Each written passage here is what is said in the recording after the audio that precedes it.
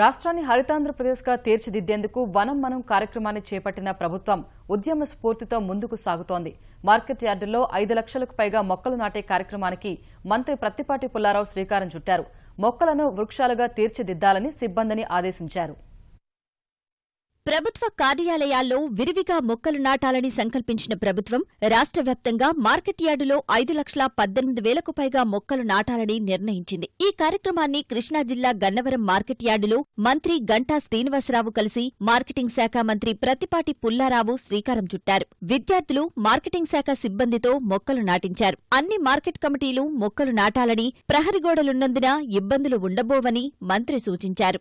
రాష్ట్రంలో ఉన్నటువంటి 13 జిల్లాల్లో ఉన్న 191 మార్కెటింగ్ యార్డుల్లో ఈరోజు 5 లక్షల మొక్కలు ఈ రోజున పెట్టేటువంటి కార్యక్రమానికి శ్రీకారం చుట్టాము. కొన్ని మొక్కలు నీడనిస్తే, కొన్ని పండ్లనిస్తే, కొన్ని ఆయుర్వేదమైనటువంటి మెడిసిన్స్ ఇచ్చేటువంటి ప్లాంట్స్ కొన్ని ఉన్నాయి.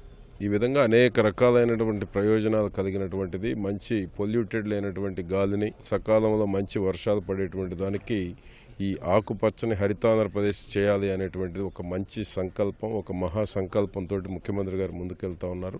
గుంటూరు జిల్లా దుగ్గిరాల మార్కెట్ యార్డులో వనం మనం కార్యక్రమాన్ని తెనాలి శాసనసభ్యుడు ఆళ్లపాటి రాజేంద్ర ప్రసాద్ ప్రారంభించారు. విద్యార్థులు, మార్కెట్ సిబ్బంది 2,000 మొక్కలు నాటారు. కర్నూలు జిల్లా పత్తికొండ మార్కెట్ యార్డు ఆవరణలో యార్డు కమిటీ సభ్యులు, అధ్యక్షుడు లక్ష్మీనారాయణ శెట్టి 400 మొక్కలు నాటారు. వనం మనంలో భాగంగా అనంతపురం వ్యవసాయ మార్కెట్ యార్డు ఆవరణలో శాసనసభ్యుడు ప్రభాకర్ చౌదరి మొక్కలు నాటారు. మొక్కల పెంపకానికి కృషి చేస్తున్న యార్డు అధ్యక్షుడు ఆదినారాయణ, పాలకవర్గం, సిబ్బందిని అభినందించారు.